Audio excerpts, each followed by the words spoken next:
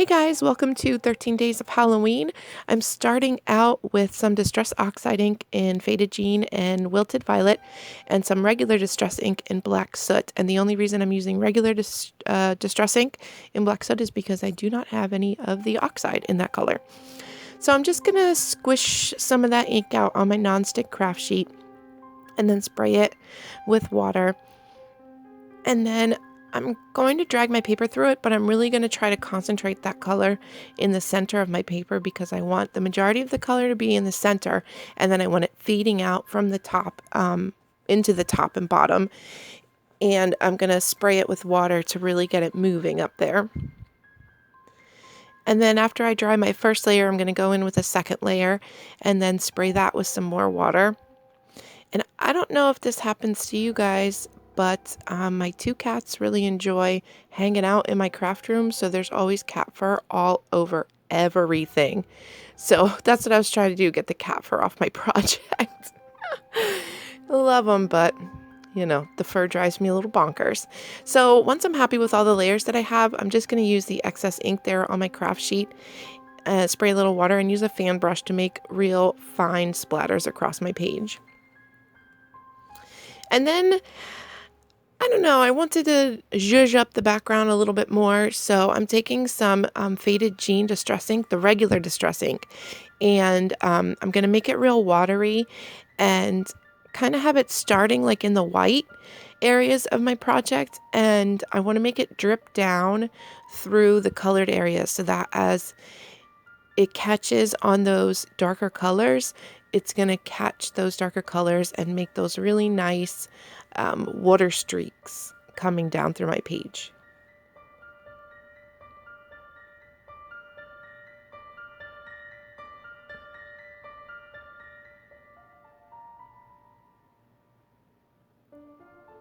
Then I'm going to do some background stamping. I have some archival ink in French Aquamarine and Cross X's stamp by Viva Las Vegas Stamps, and it's real subtle. It's a real light blue. And then I also have some watering can archival ink and the mesh texture Viva Las Vegas Stamps, which is just a bunch of little teeny tiny dots, and then this row of numbers, which is a row of numbers. And I'm going to stamp that with the watering can as well.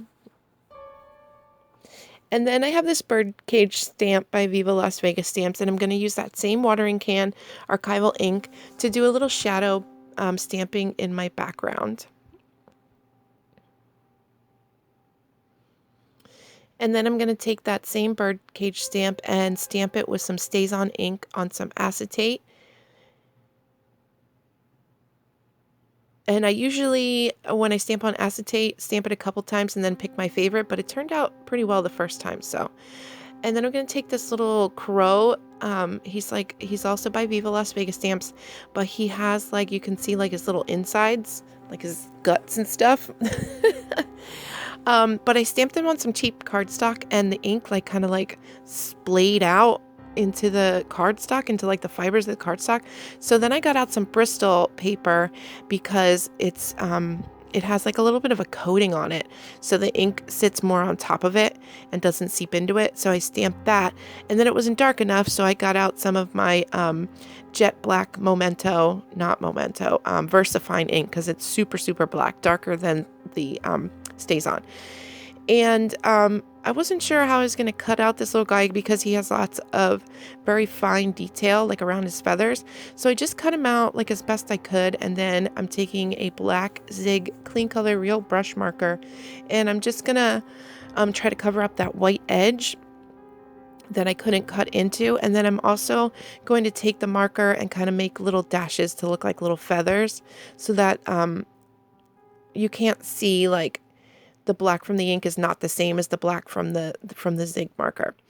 And then I have some of these clippings, the Halloween clippings from Tim Holtz, and I got a sentiment together that sounded a little bit like the Raven, something in the middle of the night, something's knocking at my chamber door, that kind of thing. So, and then to adhere my acetate birdcage down, I have some of this clear dimensional adhesive by the Letter It collection by Ranger, which is fantastic for sticking down acetate because you can't see it. Obviously, it's clear. I love this stuff. So I just cut teeny tiny strips, and I did try to hide it behind some of the black the black stamping of my acetate, but you really can't see it, so it doesn't really matter. And then I remembered that I wanted to put the thread behind the bird cage, and that stuff really stuck down, the dimensional adhesive, and I couldn't get it back up.